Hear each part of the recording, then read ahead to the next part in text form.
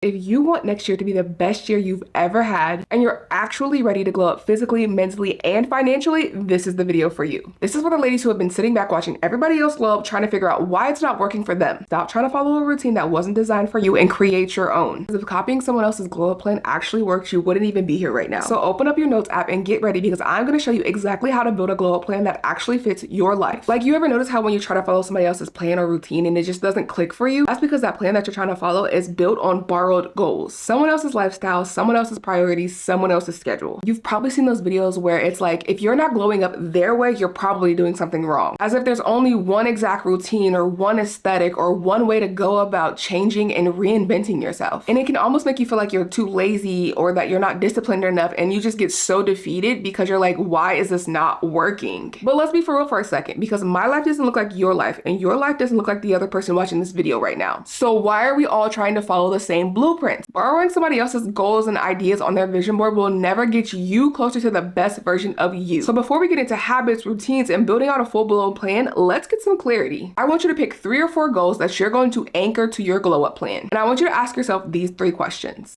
When I achieve this goal, how do I actually want to feel? Would I still want this goal if nobody noticed it or nobody gave me any praise for it? Am I only inspired by this because I saw somebody else do it? Because I need you to understand that if your goals only matter when somebody else notices or when somebody else is watching, it was never really yours. Once you realize that, everything just feels so much lighter. So once you have your goals and know exactly why you're wanting to glow up, this is where people get a little messed up. They try to jump from doing nothing to being super disciplined overnight. But clarity without structure just turns into motivation that eventually fades. So instead of building a plan or routine that competes with your life, we're gonna build a plan that supports it. Because becoming your best self is supposed to feel good, not chaotic and stressful. So let's start with the fun part, the physical glow up. We need to figure out, what does the baseline version of you look like? And we're talking, how do you look when it's not your best day or when life isn't just going so great? Because we all have those days where you just don't feel like doing anything, or when life is really just lifing. You might not be motivated to get up every day and put on your best outfit, do your best makeup, and have the best hairstyle.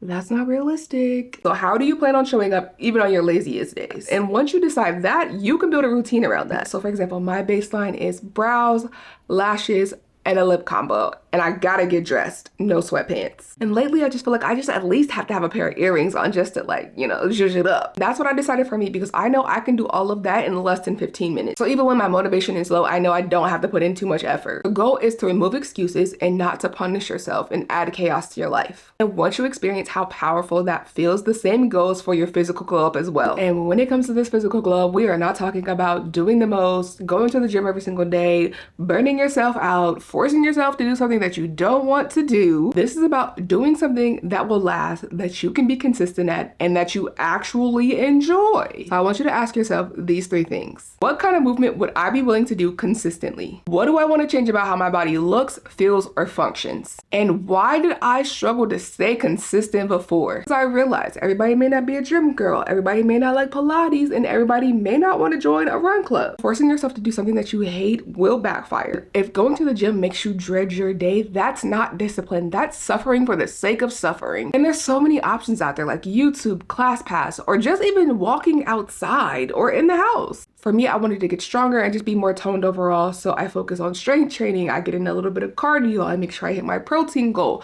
Those are my personal goals based off of what I know that I need to do for my body. Let's be real. If you don't get on ChatGPT and say, here's what my body looks like, here's what I want it to look like, how am I going to do that? Give me something realistic. It will literally ask you questions to better understand, like, what you need. Like, girl, why are you making this difficult? Because I can tell you exactly what I do, but what works for me may not work for you, and that's okay. Just think about all the plans or routines that you didn't follow, where someone told you to eat this, drink this, do this, and it didn't work. It made you feel like a failure. And you were like, wait, I don't even have the capacity to do all this, or this doesn't work. I can't be sitting here drinking a gallon of water and having to go to the bathroom every 5 seconds. This is your plan, so you can start small, and that's okay. Instead of going to the gym 5 days a week, maybe you start with just going 1 day a week for the next 3 weeks. Progress. Take the first step. Stop making excuses. Once you realize that you have the power to do whatever it is that you want to do and follow your own rules, everything will shift, because none of this is about how disciplined you can be. It's about you getting into your own mind and convincing yourself that you can do anything you put your mind to. And it doesn't matter how you start, just start. And I feel like a lot of us have forgotten that your brain is shaped by what you feed it. And I need you to realize that a mental glow up isn't about you being happy all the time. It's about you being stable and understanding who you are. And no matter what your goals are, it goes back to these two things. The first one being self-trust. Most people don't lack motivation. They lack the belief that they'll be able to follow through. So they overplan, they overconsume, they just try to copy and paste somebody else's routine. And it's usually because they're afraid to trust their own judgment. And the second thing is emotional regulation. And I don't mean that by you being numb or just like a cold-hearted person. It means you don't fall apart every time something starts to feel a little bit uncomfortable. And realizing that some of us actually might need to go to therapy or start setting some boundaries or just stop overcomplicating things in general. Because a glow up that looks good but still leaves you anxious is not a glow up. It's a costume. And there's one thing that I know that a lot of people get anxious about when it comes to glowing up, and that's money. So let's talk about it in a way that's not scary. And I want to be sure to be careful here because I know money comes with a lot of emotion for us, like shame, avoidance, stress, and comparison. So let me be clear when I say this, because yes, we do know there's certain aspects of glowing up that do require you to have money, but it does not require you to try to become this overnight millionaire. Having a grip on your finances will actually reduce chaos and stress in your life and free you up to do more things that you enjoy. Having more money does not solve everything, but it does give you more options. It gives you more breathing room for things like self-care, rest, and just growth overall. The primary goal when it comes to your financial glow up is not about perfection, it's about awareness. You don't need to have it all put together, but you do need to stop acting like money does not matter. So I want you to ask yourself these 3 questions. What is stressing me out financially right now? What would make my life feel lighter? What is one small decision that I can make that future me would thank me for? That might mean budgeting, that might mean learning a new skill, that might mean setting boundaries around spending in general. I just want you to take small intentional steps without pressure. And I'll be honest, for me, that looked like me reevaluating my budget, saving more for retirement, and trying to pay off my student loans faster. I'm not going to stress myself out about either of those things, and neither will you. This entire glow up plan is not about you doing things that are going to stress you out, to add chaos, to make you miserable. If you feel like that at any point in your glow up, stop, because you're doing something wrong. Don't compare yourself to anybody else.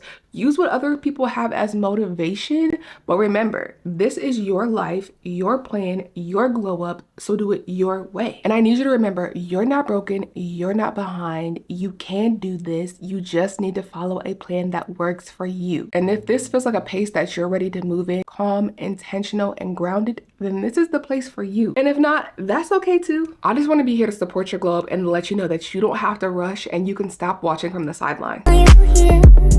Yeah. It's not about the way you said to my heart.